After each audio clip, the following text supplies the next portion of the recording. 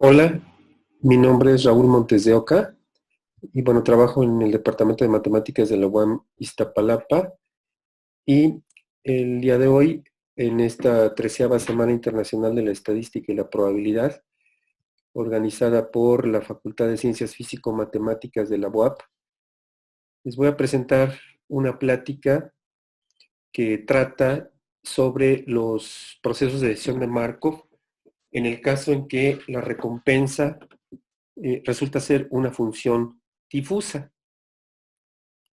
Para esto voy a considerar el siguiente índice. Primero voy a platicarles un par de ejemplos introductorios para poder motivar la idea de función de pertenencia que es básica en la teoría de conjuntos difusos. Posteriormente les daré alguna guía de referencias que son esenciales para la estructura de la plática y en las cuales nos hemos motivado sobre todo para presentar el problema que pues, en láminas posteriores les voy a plantear y a resolver. En el punto 3 hablaré acerca de la teoría básica de los números difusos, las definiciones básicas que me permiten después construir justamente un proceso de decisión de Markov en el punto 4, en el caso en que la recompensa descontada resulta ser difusa. Posteriormente les comentaré las conclusiones y trabajo a futuro que estamos ya desarrollando. Bueno, este es un primer ejemplo donde estamos considerando al espacio total al conjunto de los números reales. Y bueno, la teoría de conjuntos difusos me permite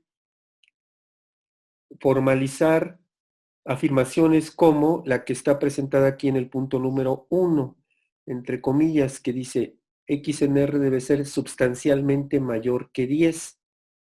Entonces, ¿cómo poder establecer esta afirmación de manera matemática?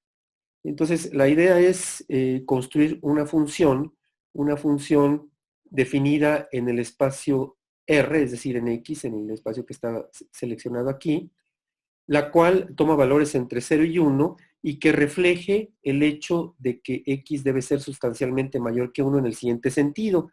Si yo estoy a la izquierda del 10, pues esto vale 0, no estoy, digamos, en la parte en la cual el número real debe ser sustancialmente mayor que 10. Posteriormente, si yo estoy pegadito al 10, pues entonces el grado de pertenencia que tengo yo es un número que está cercano a 0, más bien pegado a 0, va desde 0 y va a ir creciendo conforme voy yo alejándome del 10, de manera tal que, si ustedes ven, mientras más me alejo de 10, la altura de esta función está más cercana a 1.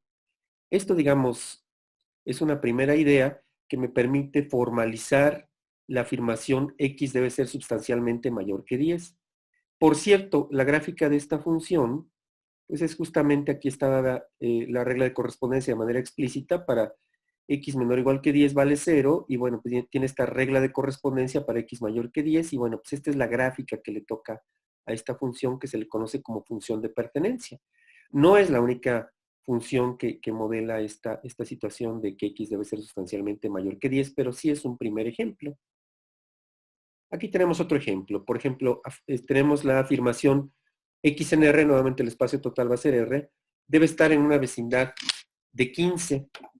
Entonces aquí tenemos ubicado a 15. Obviamente aquí tengo una regla de correspondencia cuya gráfica va a corresponder a la aquí presentada. Entonces está 15 y vean cómo, bueno, pues es una función definida en todo R y que toma valores en el intervalo 0, 1. Entonces, si yo estoy cerca de 15, entonces los valores de esta función mu están cercanos a 1. Exactamente en 15 toma el valor 1. Mientras yo me alejo de 15, esta función decrece y se hace asintótica a 0, mientras más me alejo. Entonces, en realidad ya en ese caso no estoy, digamos, en una vecindad de 15. Lo mismo ocurre a la izquierda. Mientras yo más me alejo, pues esta altura va tendiendo a 0. Entonces, conforme yo me acerco a 15, pues está cercano a 1. De hecho, exactamente en 15 vale 1. Y bueno, esta función que tengo aquí, que se le conoce como función de pertenencia, es un ejemplo que formaliza la afirmación X en R debe estar en una vecindad de 15. Estas ideas de funciones de pertenencia y de afirmaciones del estilo a las presentadas en estos dos primeros ejemplos, fueron presentadas por Lofty Zadeh en 1965 en este artículo, cuyo nombre es Fuzzy Sets, donde se establece, de hecho es la primera publicación relacionada con la teoría difusa o la teoría de conjuntos difusos. Lamentablemente Zadeh falleció hace algunos 2 o 3 años, pero dejó establecida esta teoría y, digamos, ese es el artículo inicial. Posteriormente hubo un encuentro entre Bellman y Zadeh en 1970 para estudiar, digamos, extender las ideas de la teoría de conjuntos difusos en los problemas de toma de decisiones. Y bueno, pues este artículo muy interesante establece esa primera conexión en general, con los procesos de decisión, vamos a llamarlo de esta forma. Por cierto, pues ahí cabe exactamente el tema de esta plática, que es procesos de decisión de Markov con recompensa difusa. Digamos, este es el antecedente más importante ya relacionado con los problemas de toma de decisiones. Posteriormente, estas dos referencias enfatizan el hecho de considerar las teorías difusas o las teorías de conjuntos difusos en problemas de toma de decisión. Este es un libro muy interesante que presenta una discusión crítica de diversos puntos, de diversos problemas del tipo de toma de decisiones, donde se incorpora el ambiente difuso para trabajarlos. Y este segundo artículo de 2017, bastante reciente, pues es un review, compendia una serie de trabajos, una buena cantidad de trabajos, viene en la bibliografía y los analiza, en donde se enfatiza nuevamente el hecho de incorporar las ideas de la teoría de conjuntos difusos en la toma de decisiones de manera más exacta. Finalmente, en este segundo punto, donde estamos revisando esta guía de referencias básicas, aparece un grupo de japoneses liderado por Kurano, Masami Kurano, donde ya se hace un primer estudio, digamos, ellos introducen las ideas de este grupo de incorporar o consideran incorporar esta teoría de conjuntos difusos exactamente a procesos donde se tiene una toma de decisión que de manera más específica se les conoce como procesos de decisión de Markov. Entonces, digamos, es un antecedente importante ya en la línea en la que queremos presentar estos procesos, estos modelos. Bueno, como punto 3, vamos a comentar algo acerca de la teoría básica de números difusos. Entonces, como pudieron observar en los ejemplos introductorios, pues vamos a hablar de una función de pertenencia. Entonces, toda esta parte, de hecho, toda la plática, versa en el sentido de tener como conjunto universal al conjunto de los números reales. Entonces vamos a identificar un conjunto difuso en R mediante su función de pertenencia. Los dos ejemplos que presenté al principio, pues establecen de manera precisa una función de pertenencia.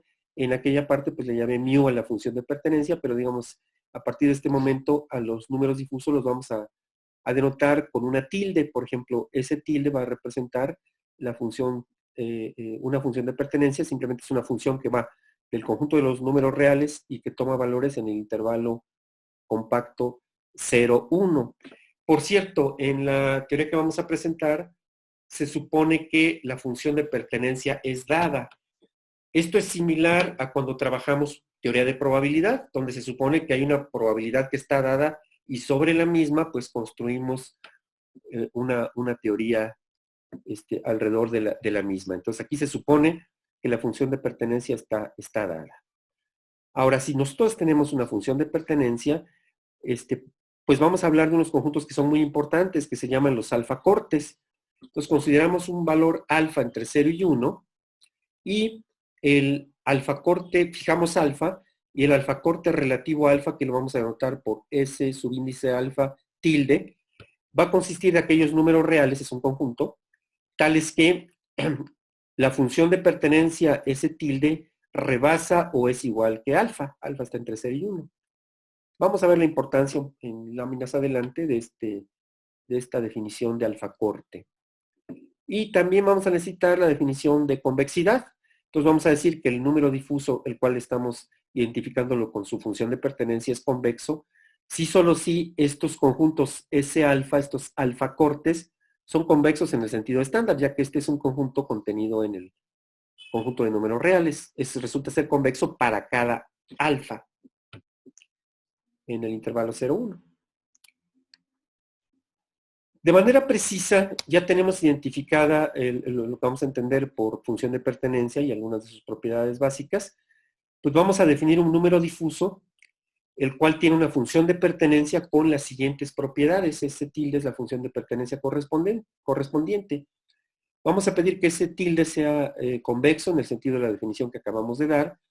Ese tilde vamos a pedir que sea semicontinua superiormente, pues es una función, entonces se tiene la noción conocida, bien conocida, de continuidad superior, se supone que cumple esto, ese tilde. Vamos a suponer también que ese tilde tiene soporte compacto. ¿Qué significa esto? Que, bueno, me voy a fijar en los puntos donde esta función de pertenencia es positiva y voy a, bueno, esto es un subconjunto de R, voy a tomar su cerradura y voy a pedir que ese conjunto sea compacto. Eso es lo que significa que ese tilde tiene soporte compacto. Y bueno, voy a suponer que el supremo de esta función alcanza de hecho, tiene valor 1.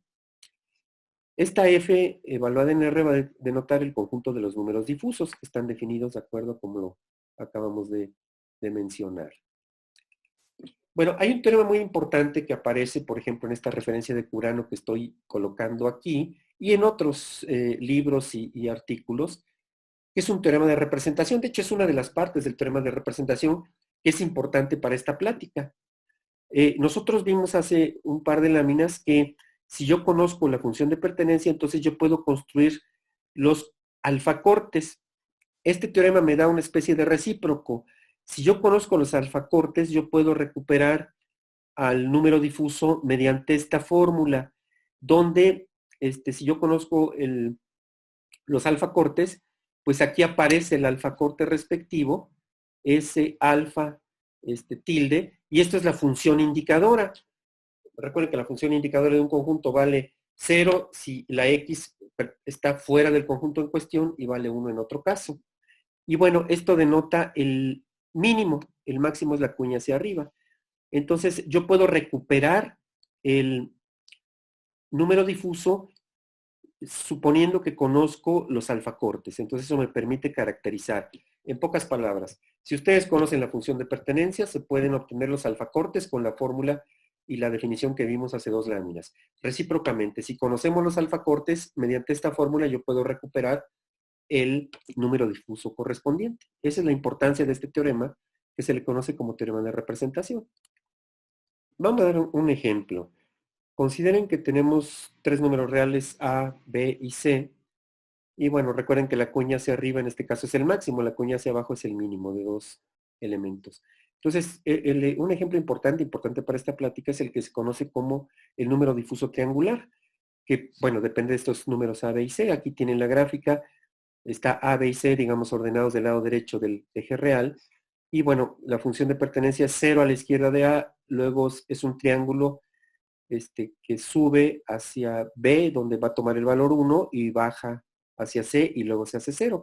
Entonces, las fórmulas explícitas están dadas por esta relación acá. Es muy fácil encontrar estas rectas.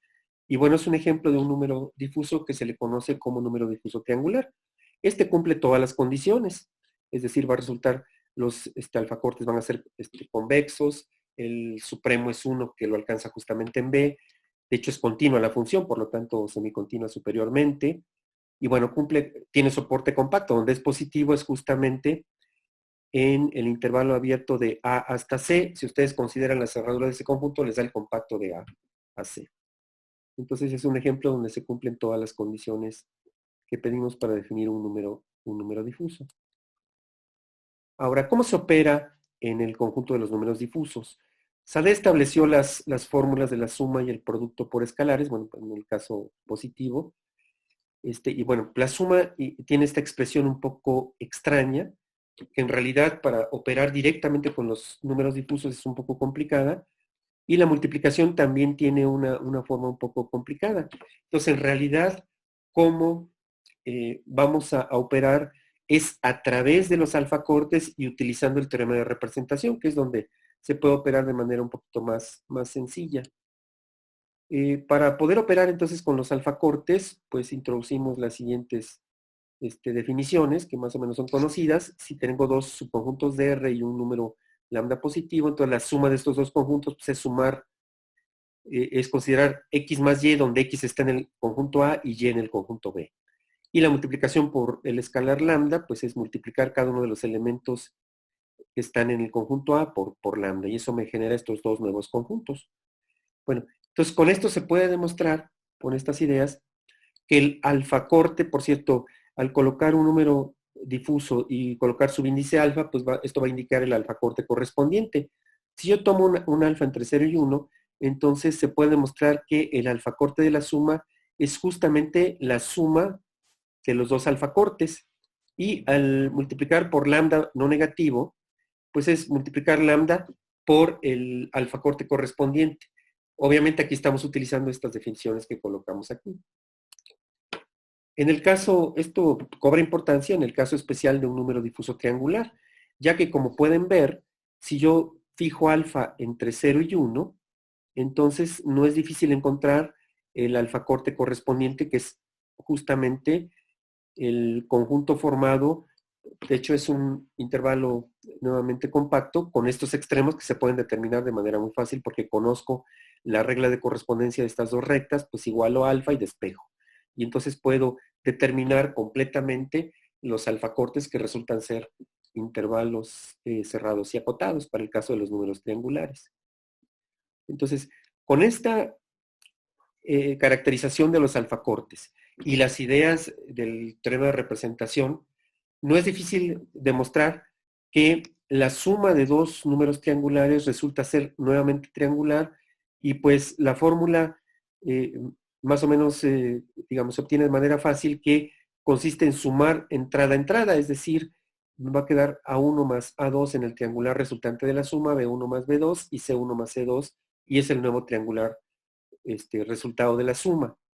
Y al multiplicar por un lambda positivo, pues consiste en multiplicar cada una de las entradas por lambda. Entonces esto es debido a la caracterización de los alfacortes para los números triangulares y al teorema de representación esencialmente es como queda caracterizada y tiene una forma no difícil las operaciones fundamentales que vamos a utilizar en esta plática. Ahora, en los números difusos, pues se tiene toda una estructura, por eso esta es la parte de teoría básica de números difusos. Pues hay una métrica, que es la, digamos, bastante conocida y es la que más se utiliza. Bueno, esta métrica depende de la métrica de Hausdorff, que se da, es una métrica entre conjuntos. Entonces, si yo tengo mu tilde y b tilde, dos números difusos, entonces esta métrica se va a definir en términos de los alfacortes. Aquí vean cómo la noción de alfacorte pues cobra importancia sustancial en el tratamiento de la teoría básica de los números difusos.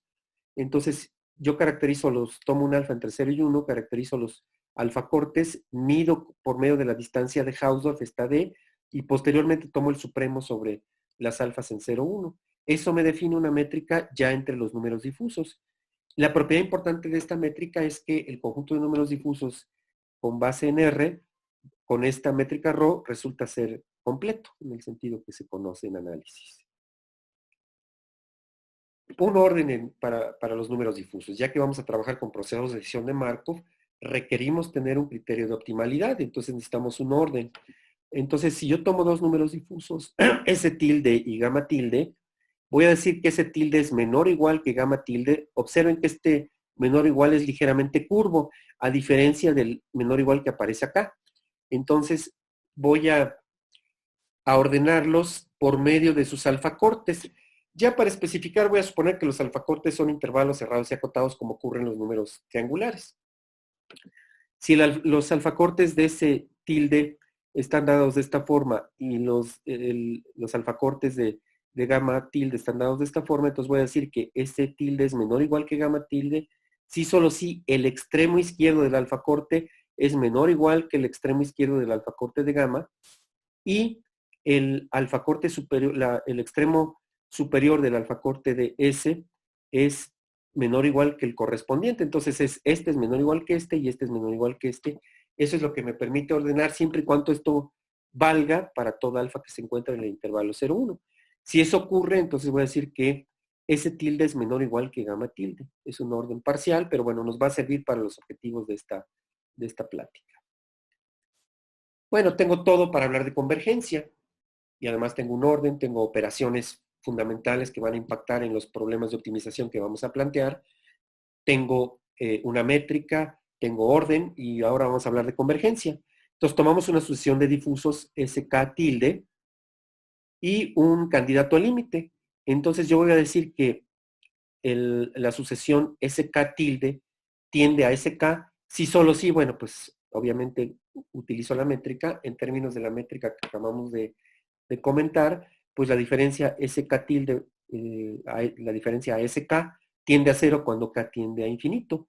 Recuerden que esto equivalentemente pues lo puedo colocar en términos de la distancia de Hausdorff, de los alfacortes correspondientes. Entonces se puede ver directamente en términos de los números difusos o de los alfacortes correspondientes. Ahora vamos a ir colocando toda la estructura para llegar a la definición de proceso de decisión de Markov y posteriormente introducir el problema de optimización en el cual estamos interesados. Entonces, la noción de variable aleatoria discreta pues depende del concepto más general de variable aleatoria difusa. Piuri y Ralescu son los que establecen y trabajan digamos, dan un enfoque acerca de la construcción de variables aleatorias difusas y de esperanza difusa. Y bueno, su tratamiento primero que nada debe tener un espacio de probabilidad en el sentido estándar. Aquí no hay nada difuso, sea omega, A, P, un espacio de probabilidad. Entonces vamos a decir que se tiene que la función X de omega a los difusos es una variable aleatoria difusa, sí, pues bueno, va a haber una medibilidad respecto al conjunto omega, pero también respecto a R. Entonces va a ser una medibilidad conjunta.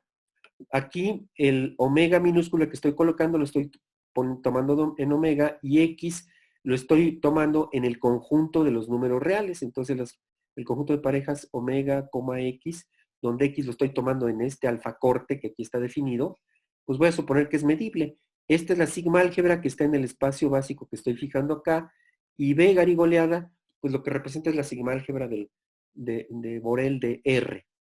Entonces, voy a pedir esa medibilidad conjunta. Si eso se da, entonces voy a definir lo que se conoce como una variable aleatoria difusa. Entonces, aquí X alfa de omega, pues está definido como estos alfacortes que están definidos a través de esta función. También se puede hablar en este contexto, en abstracto, de la esperanza. De hecho, corresponde con la noción de esperanza, más bien de integral de una integral de conjunto. Ese concepto fue introducido por Aumann en 1960 y tantos. Creo que es 65, creo recordar. Entonces se puede dar en abstracto, obviamente van a entrar alfacortes y el concepto es abstracto y general, y donde cobra vida específicamente para este trabajo es en esta lámina. Estas fórmulas de la esperanza y la noción de variable aleatoria la vamos a aterrizar fijando un espacio de probabilidad, omega AP, y bueno, pues X tilde va a ser una variable aleatoria difusa con rango finito. Este rango pues van a ser números difusos. Entonces, en este contexto, la noción abstracta de esperanza toma esta fórmula que es harto conocida en probabilidad.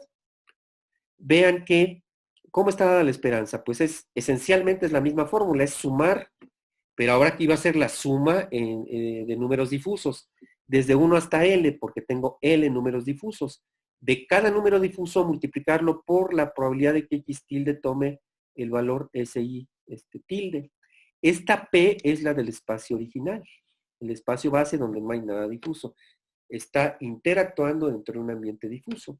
Y bueno, aquí este número va a resultar ser un número real, la probabilidad de que X tilde tome el valor SI tilde, y este es un número difuso, entonces yo tengo definida, es no negativo, tengo definida la operación donde se multiplica un número no negativo por un número difuso, y después yo puedo extender la suma que ya también la definí y la caractericé. Entonces, de esa forma, se está definiendo la esperanza de la variable aleatoria difusa X tilde. Y bueno, hay algunas propiedades que son conocidas y que, bueno, también se pueden deducir en esta forma, en esta fórmula. Es que si yo tengo dos variables aleatorias difusas discretas con rangos finitos, entonces la esperanza de una suma es la suma de las esperanzas, no es difícil observar esto. Y bueno, si lambda es no negativo, pues sale de la esperanza sin problema. Entonces, utilizando esta relación es como se puede calcular, verificar estas propiedades. Entonces, la parte teórica abstracta de definición de variable aleatoria difusa y de esperanza difusa en general cobra una forma hasta cierto punto manejable para el trabajo que queremos presentar. Entonces, bueno, ya tenemos lo básico de teoría general, de teoría básica de números difusos. Entonces, ahora vamos a enfocarnos en la parte de procesos de decisión de Markov con recompensa en esta plática descontada de tipo difuso. Entonces, tenemos el ambiente general que se trabaja en procesos de decisión de Markov en las primeras coordenadas, es decir, tengo el espacio de estados que denotamos por S, el cual va a ser finito, va a tener L elementos. Esto lo voy a concatenar con la noción de esperanza que acabamos de ver, por eso tomamos el espacio de esa forma. El conjunto de controles o de decisiones A, bueno, el cual contiene a los conjuntos de restricciones A subíndice I, para I en S, no son vacíos estos conjuntos. Luego, Q de subíndice IJ evaluado en A, pues es la que corresponde a la ley de transición de manera estándar.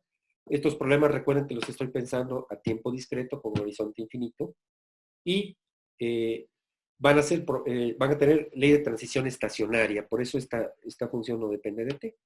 Recuerden que ese es finito y estas primeras componentes del modelo de decisión de Markov que va desde la S hasta esta parte, pues es de manera estándar lo que se trabaja en procesos de decisión de Markov. La diferencia es que ahora la recompensa no va a ser como se trabaja de manera estándar, sino va a ser una recompensa difusa. Entonces, el punto último, la última componente de este modelo de decisión, pues va a ser una función difusa para toda I y para toda A. Ahora, ¿qué hipótesis voy a imponer para poder trabajar el problema que quiero comentarles y plantearles la solución en esta plática? Bueno, voy a pedir primero que nada que el conjunto de restricciones para cada I resulte ser compacto. Voy a pedir una propiedad de continuidad que es bastante común cuando uno trabaja con procesos de decisión de Markov y es pedir que la ley de transición sea fuertemente continua.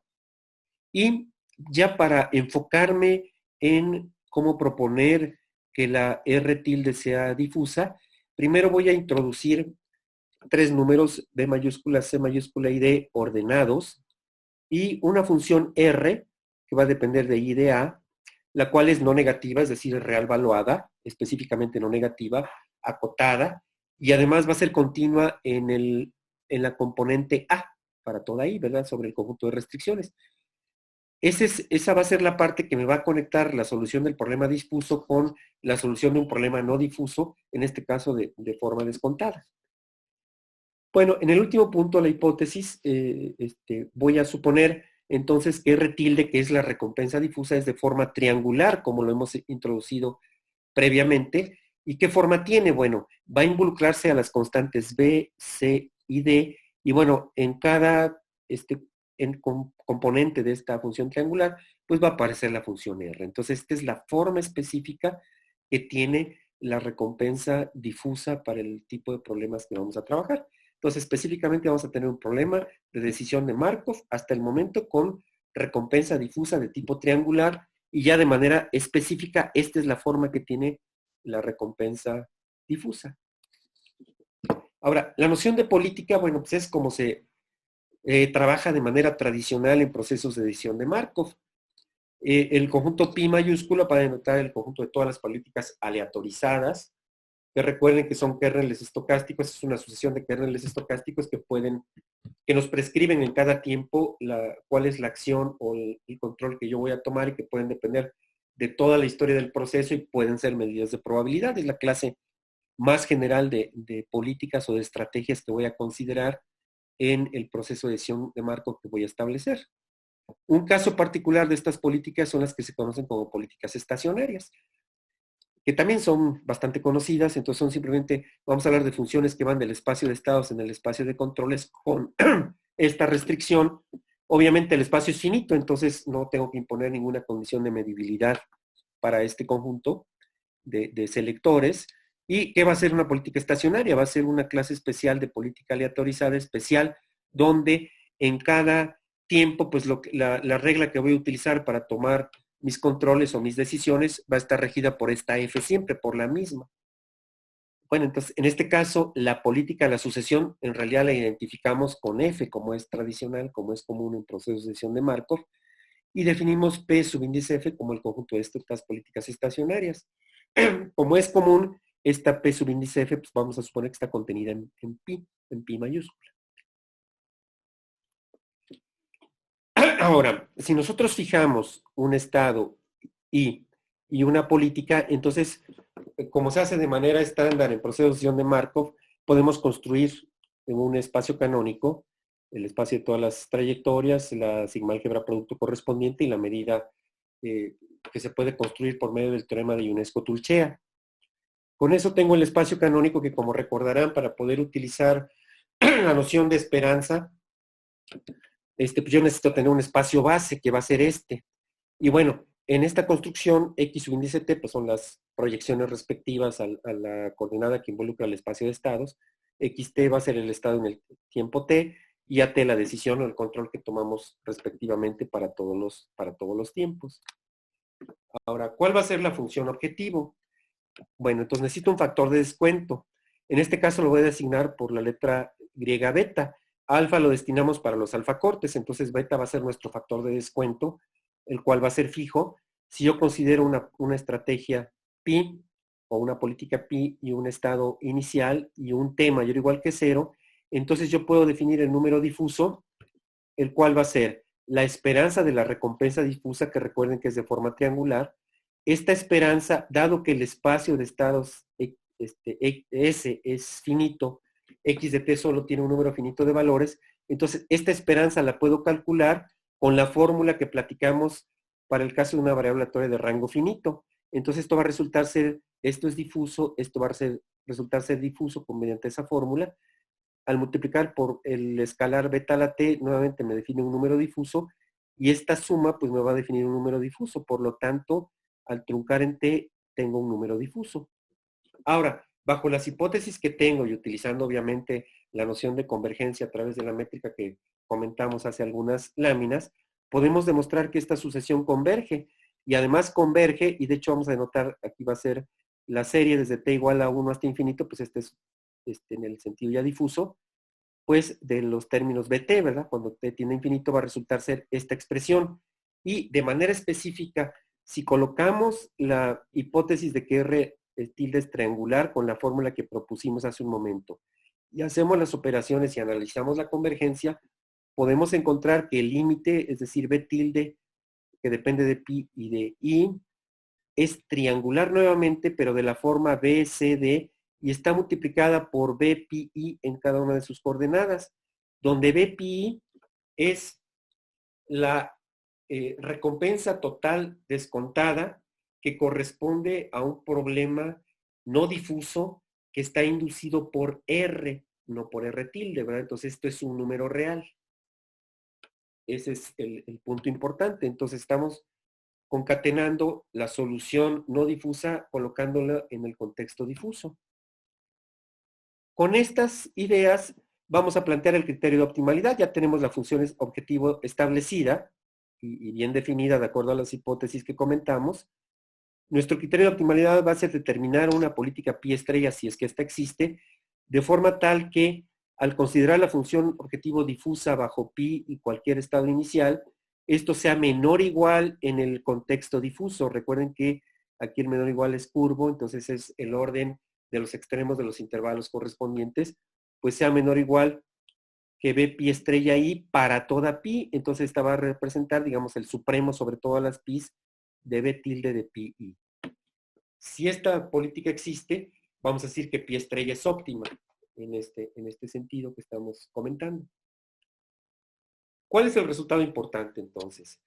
Si yo tengo una política pi y un estado inicial y fijo un alfa entre 0 y 1 para hablar de los alfacortes, yo la función objetivo correspondiente difusa B pi I tilde, si yo encuentro su alfacorte como es triangular y tenemos una fórmula para calcular los alfacortes, pues van a resultar ser estos compactos utilizando la fórmula que les comenté prácticamente al principio de la plática. Ahora, si ven el extremo izquierdo, es esta parte, bueno, pues lo pueden ordenar con F estrella, donde F estrella es una política óptima para el problema descontado no difuso. Esto es menor o igual que este, y este término también es menor o igual que este término. Y lo mismo ocurre con el extremo superior, de forma tal que el intervalo que va a dominar va a ser el que tiene extremo inferior caracterizado por F estrella y de esta forma, y el extremo superior por esta forma y caracterizado por F estrella. Con esto lo que estoy demostrando es que en efecto F estrella es óptima, donde F estrella es la solución del problema no difuso inducido por R.